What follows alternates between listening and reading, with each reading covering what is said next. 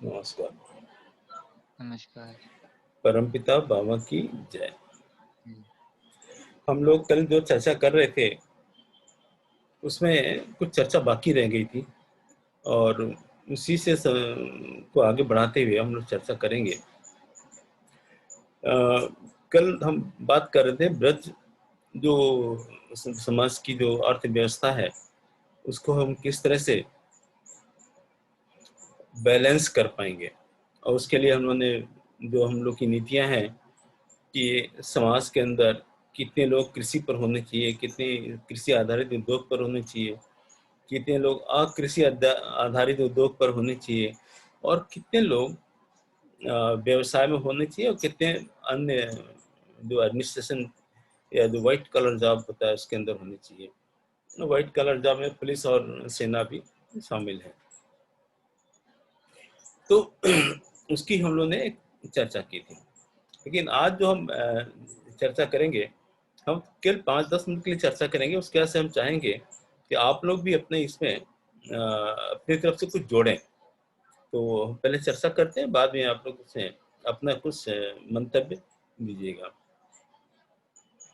हमने एक एक्सरसाइज की कि एक आदमी 1 महीने के अंदर, एक हम परिवार की बात नहीं कर रहे, एक व्यक्ति की बात कर रहे हैं, कृषि से आधारित कितने रुपए की वस्तु का उपभोग करता है।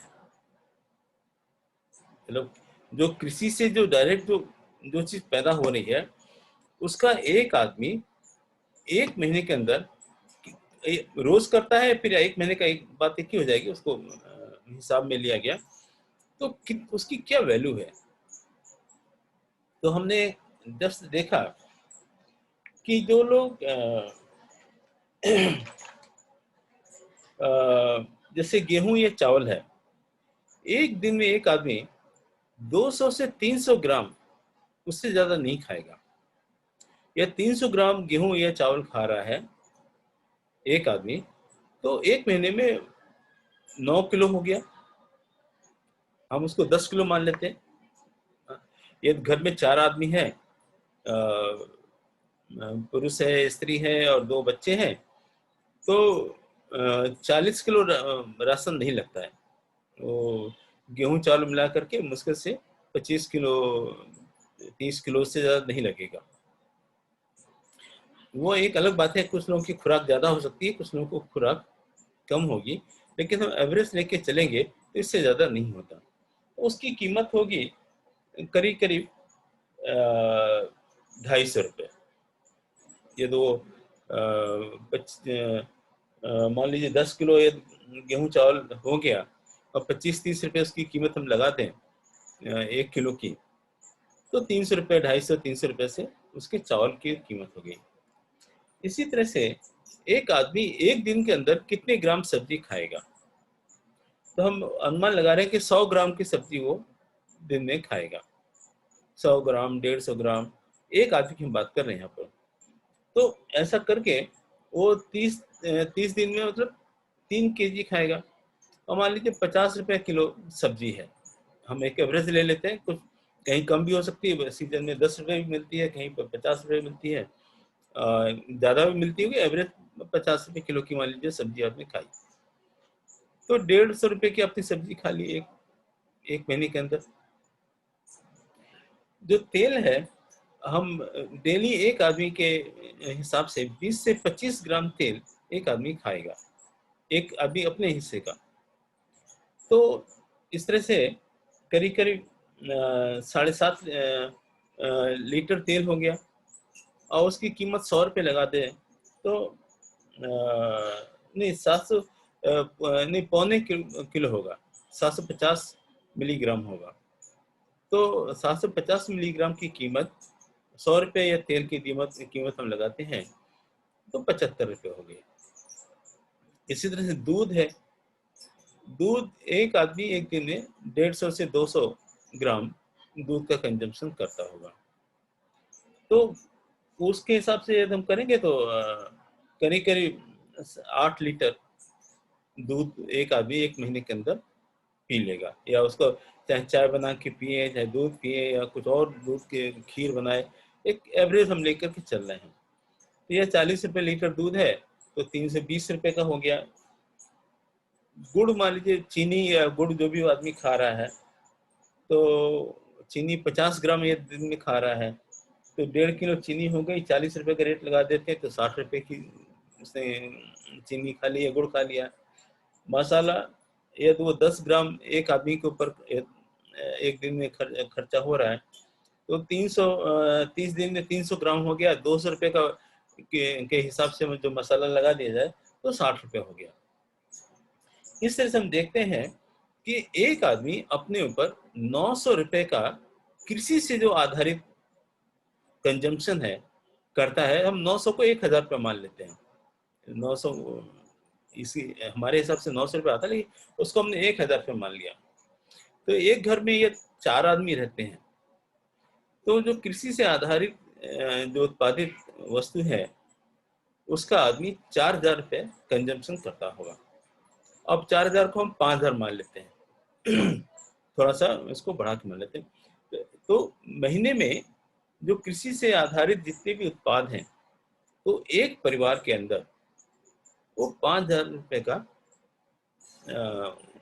या उसको 1250 प्रति व्यक्ति हो गया, या एक परिवार हम 4 का मान लेते हैं तो 5000 हो गया।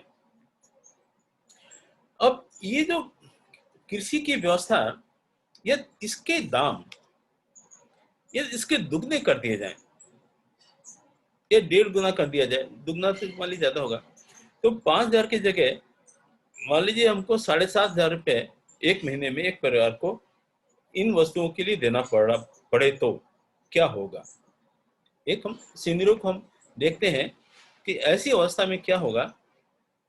तो हमने देखा, बड़े शहरों में तो खैर ज्यादा होता है, छोटे शहरों में ऐसा नहीं होता।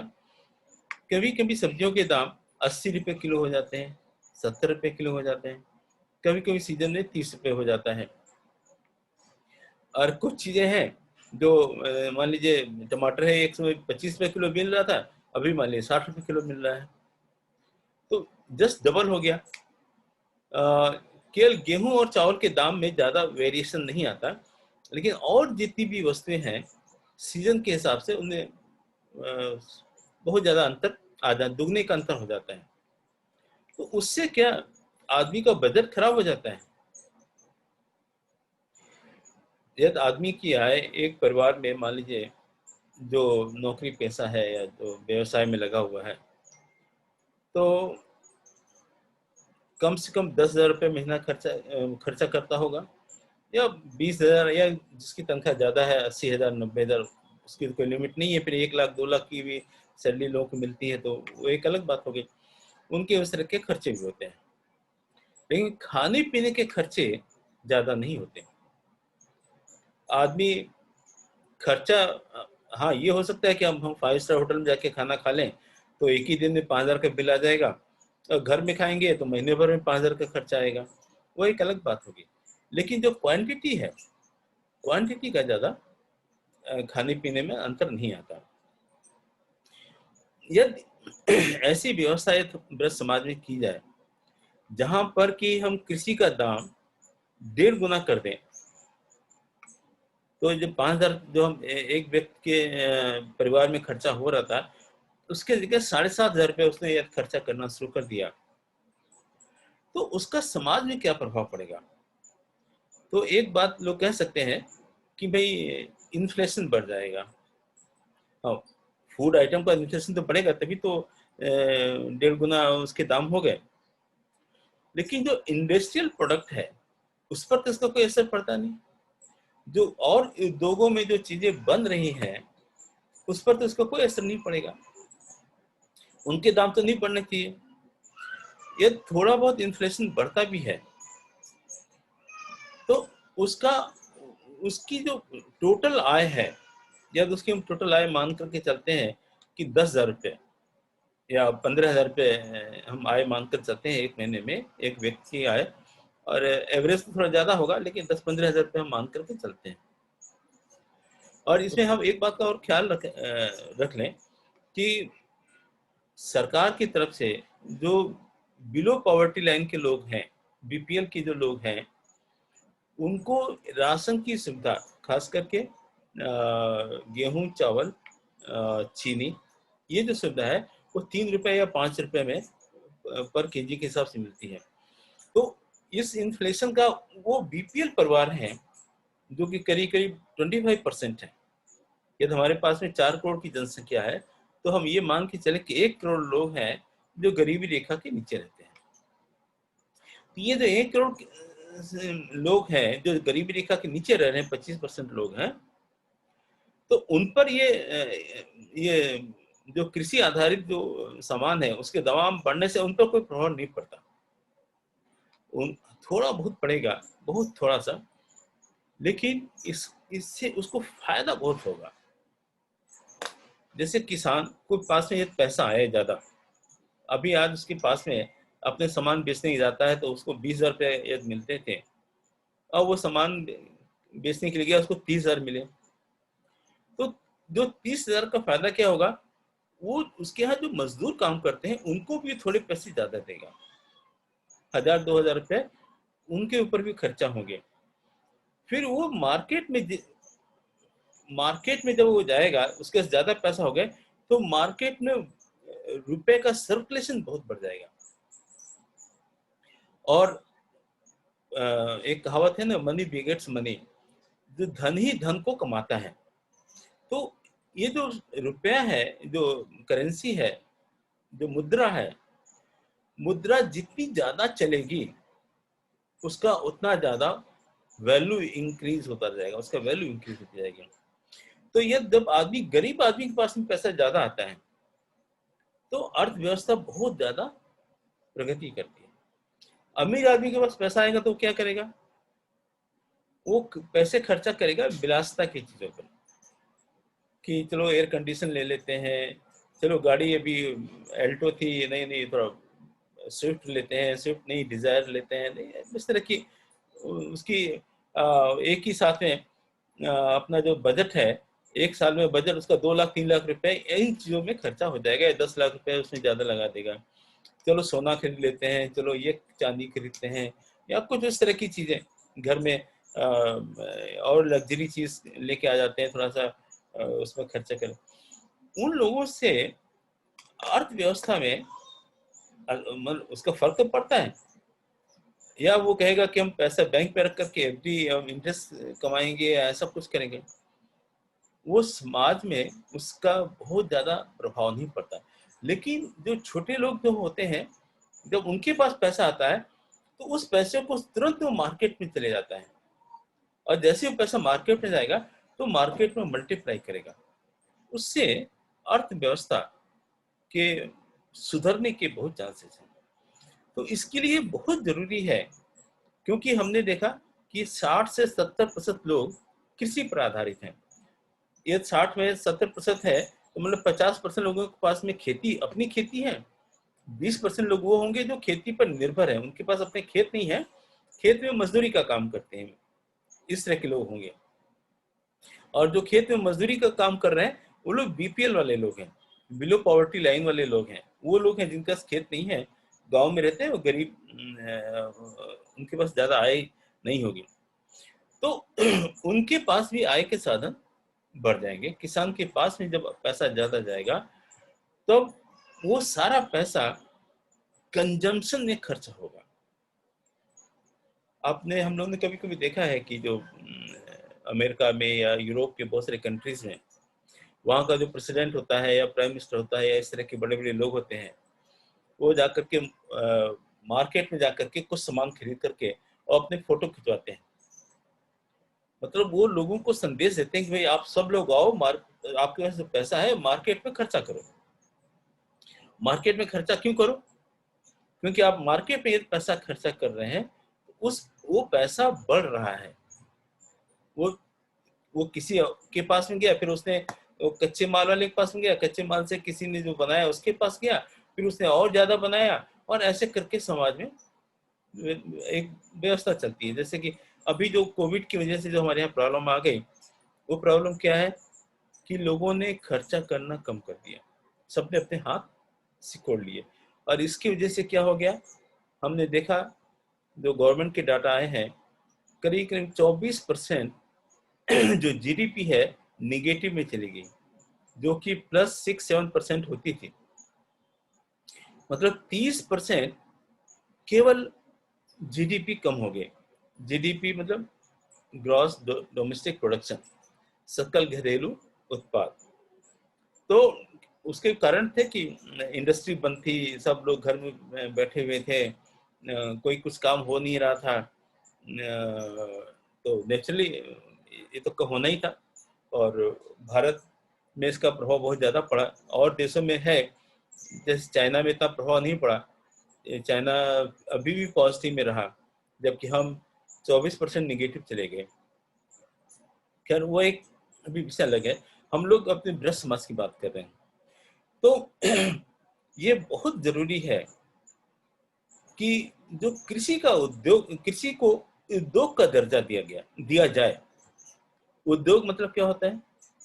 जैसे उद्योग में क्या होता है कि हम किसी भी एक व्यवस्था में एक पूंजी, इनपुट कॉस्ट, एक पूंजी लगाते हैं और उससे एक नई चीज बनाते हैं, फिर उसका एक आउटपुट होता है, उससे जो निकल के सामान तैयार हुआ उसकी कीमत निर्धारण कैसे होता है कि हमने जो रॉ मटेरियल लगाया था, लेबर लगाया था, प्लस जो कैपिटल हमने उसमें पूंजी जो उसमें लगाई थी, और इन सब को लेकर के उसकी कॉस्ट आ गई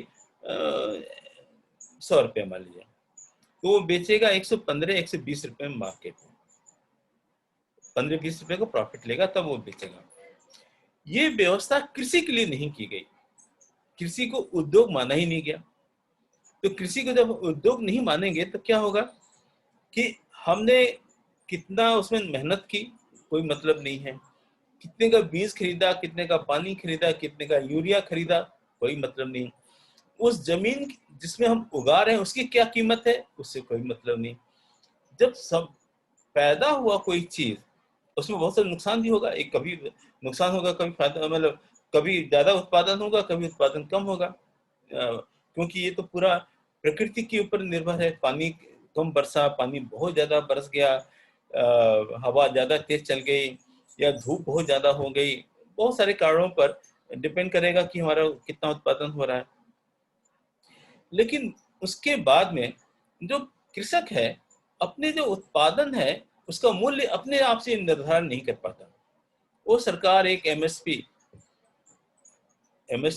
जो मैक्सिमम सेलिंग प्राइस है या मिनिमम सेलिंग प्राइस, तो फिक्स कर देती है कि भाई गेहूं 15 रुपये किलो बिकेगा, चावल 20 रुपये किलो बिकेगा, या इस वेराइटी का इतना है, दाल का ये दाम 80 रुपये होगा, किसी का 70 रुपये होगा, ऐसे करके गवर्नमेंट उसको फिक्स कर देती है। और अब एक बार गवर्नमेंट ने फिक्स कर दिया तो वो मैक्सिमम प्राइस बन जाता है। फिर जो जब वो शहर में जाता है बेचने के लिए, तब उसको जो बनिया लोग हैं उससे थोड़ा कम ही पैसा देते हैं, क्योंकि ये तो सरकार के पास बेचने जाएगा तो सरकार तुरंत पैसा नहीं देती, वो उसमें 2-4 महीने टाइम लगाती है, और अब किसान को तुरंत पैसा चाहिए, तो वो कम दाम में भी, ये तो उससे दाम वहाँ 15 रुपये है तो 14 रुपये में बेच करके आ जाएगा, चलो 1 रुपये घाटा हो गया कोई बात नहीं, हमको पैसा तुरंत चाहिए। तो मेरे कहने का मतलब ये था, यदि कृषि को उद्योग का दर्जा दिया जाता या दिया जाए और वो अपनी उत्पाद की कीमत खुद तय करे, तब क्या होगा, उसे घाटा होने के चांसेस नहीं है, उसका जीवन स्तर ऊंचा हो जाएगा। और उसका फर्क क्या पड़ेगा, जो आज जो कृषि उत्पाद की कीमत है, जो भी हम जो जिसका हिसाब किए कि एक व्यक्ति 1,000 रुपये का ये कृषि उत्पाद खाता है एक महीने के अंदर, हो सकता है उसको उसके लिए 1,500 रुपये देने पड़े, 2,500 रुपये देने पड़े, या 2,000 रुपये देने पड़े। लेकिन यदि ऐसा किया गया तो कृषि से आधारित जितने भी लोग हैं उन सबों का जीवन स्तर ऊंचा हो जाएगा।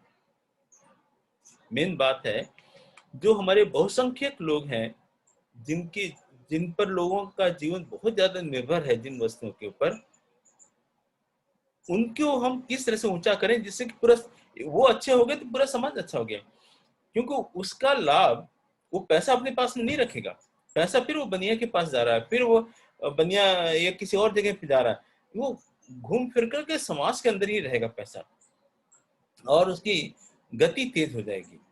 उसकी जो परचेजिंग पावर जो मुद्रा की है, उसकी क्रय शक्ति मुद्रा की जो है, वो बहुत तेज से गति से आगे बढ़ेगी। तो ये हम अभी हम अपना बात यहीं समाप्त करते हैं। मेरे कहने का मतलब ये था कि इसके ऊपर हम लोग मिल कर चर्चा करें।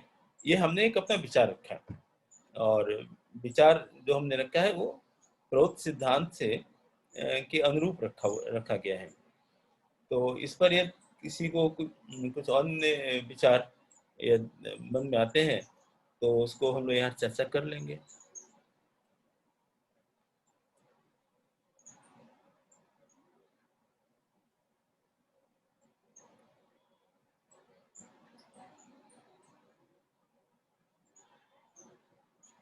हेलो।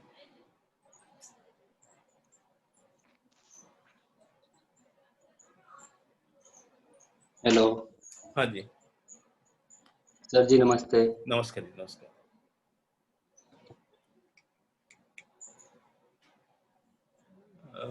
अभी आपने जो चर्चा तो सुनी। मैं आपकी हाँ ये जो बात थी, जी, बोलिए, हम सुन रहे हैं। जैसे आपने बोला कि जो देश की इकोनॉमी है, हम्म, जो देश की इकोनॉमी है वो मेनली किसानों पे निर्भर है। ये बिल्कुल सही बात है, इससे तो मैं भी सहमत हूँ। जी। किस तरह से कि जैसे किसान अपना जो प्रोडक्ट है वो मार्केट में लाता है, तो उस टाइम पे अगर जब किसान का कोई भी मतलब जैसे प्रोडक्ट है वो मार्केट में आता है, किसान के पास पैसा होता है और वो पैसे को कहीं खर्च करना चाहता है उस टाइम पे। हम्म, तो इस तरह से क्या है कि मार्केट में पैसा आता है, मार्केट में नया पैसा आता है। बाकी तो हमारे पास जैसे जो खेती के बिना जो भी बाकी के काम चल रहे हैं उनके पास तो वो नियमित डेली बेसिस पे कुछ ना कुछ खर्च होता रहता है। लेकिन किसान, जैसे अभी मैं एक एग्जांपल लेता हूँ कि किसान की कोई भी फसल आई तो वो बड़े ग्रोस बड़े लेवल पे आती है, हम्म, बड़े लेवल पे आती है। एक ही साथ में सारे किसान, सबके पास में पैसा होता है, वो खर्च करना चाहता है। हम्म। तो इससे क्या है कि पैसा जो रोटेशन में आएगा तो वही,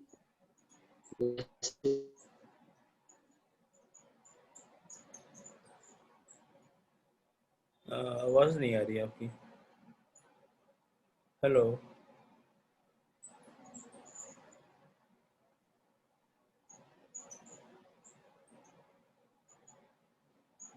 आवाज रुक गई, नेटवर्क स्टिल हो की गया। नेटवर्क की प्रॉब्लम हो जाती है दादाजी। हाँ, बीच में से हो जाती है वो वो जैसे फ्रेम भी स्टिल हो गया ना, जहाँ पर वो बात कर रहे तो वहीं बात रुक गई है। ये हम्म।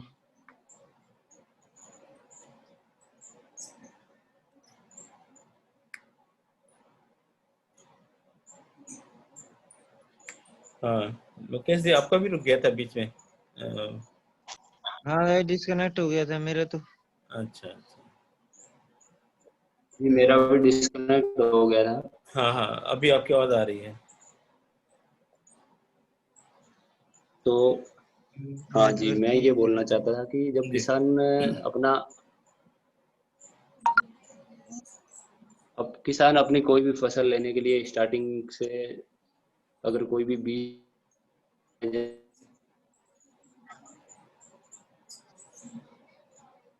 वो आवाज नहीं आ रही, बीच में रुक जा रही है आवाज। एक्चुअली रूम में जहाँ पर आपने फोन रखा होगा वहां पर सिग्नल बराबर नहीं आ रहा होगा, इसलिए ऐसा हो रहा है। क्योंकि रूम के कोने में कहीं रखने से। 10 हाँ,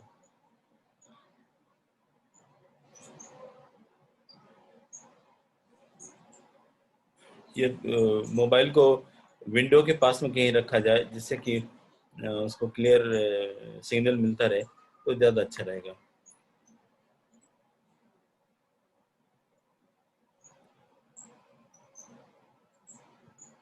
लोकेश जी,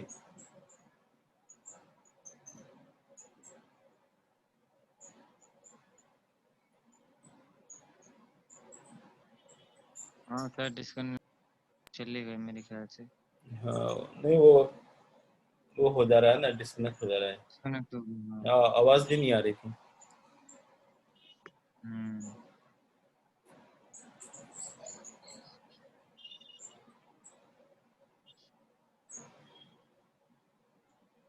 नेटवर्क की बड़ा एरर रहता है दादाजी। हाँ नहीं, एक्चुअली फोन को उस जगह पर रखा जाए ना जहाँ पास में खिड़की हो या कुछ हो, तो थोड़ा सिग्नल अच्छे मिलते हैं।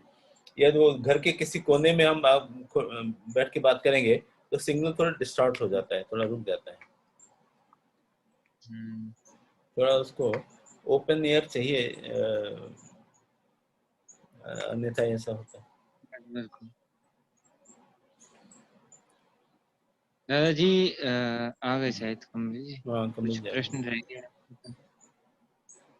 जी। मैं आवाज कमलेश जी साफ नहीं आ पा रही है आपकी।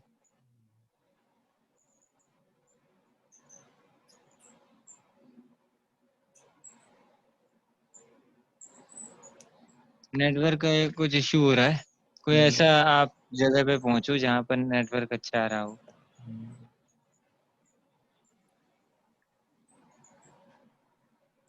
हेलो। हाँ हाँ।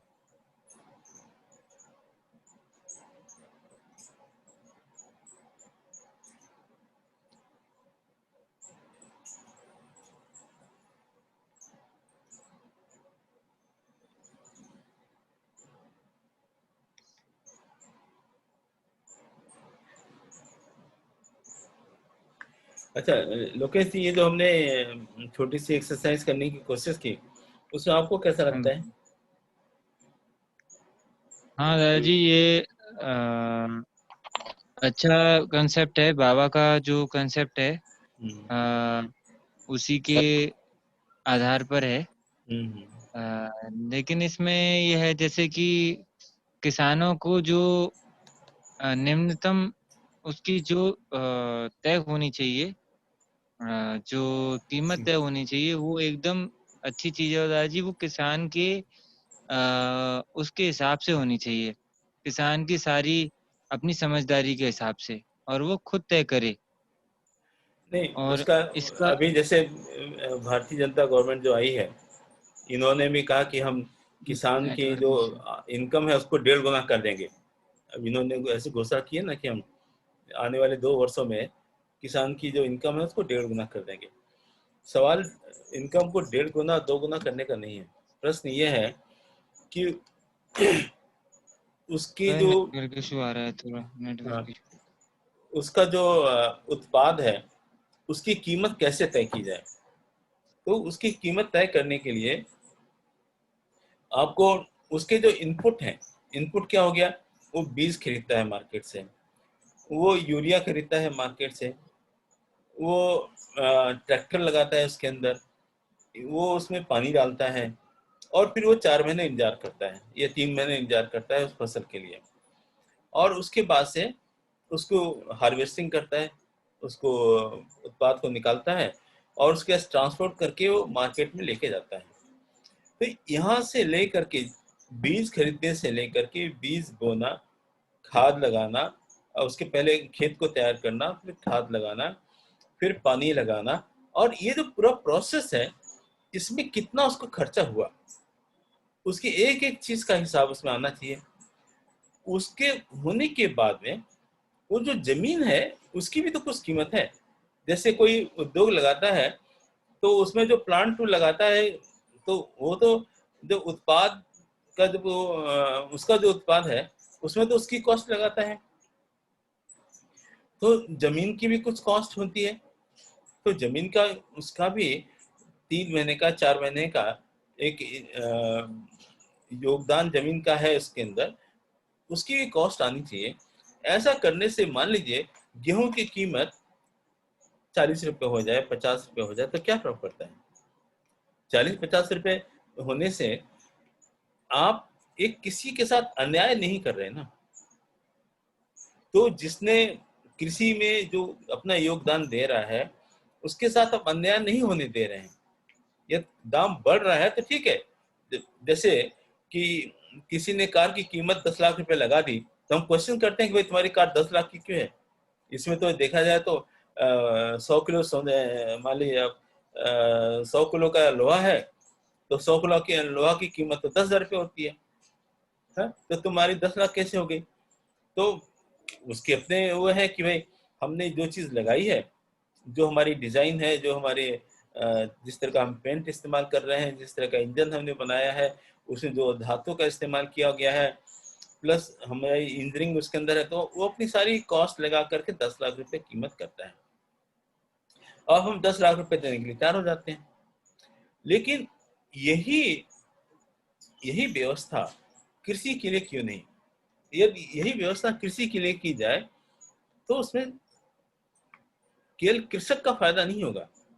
मेरे कहने का मतलब यह है, ऐसा नहीं है कि हम कृषक के लिए कोई फेवर कर रहे हो, उसको कोई फेवर नहीं कर रहे। उस व्यवस्था से पूरा समाज लाभान्वित होगा और वो जो समाज है वो बहुसंख्यक समाज है। हमारे देश की 60% आबादी, 70% आबादी ये कृषि पर है, कृषि के ऊपर है। तो ये ज्यादा पैसा उसको मिला तो 70% समाज के लोगों को फायदा होगा और उन 70% का जब फायदा होगा तो पूरा समाज उन्नति करेगा।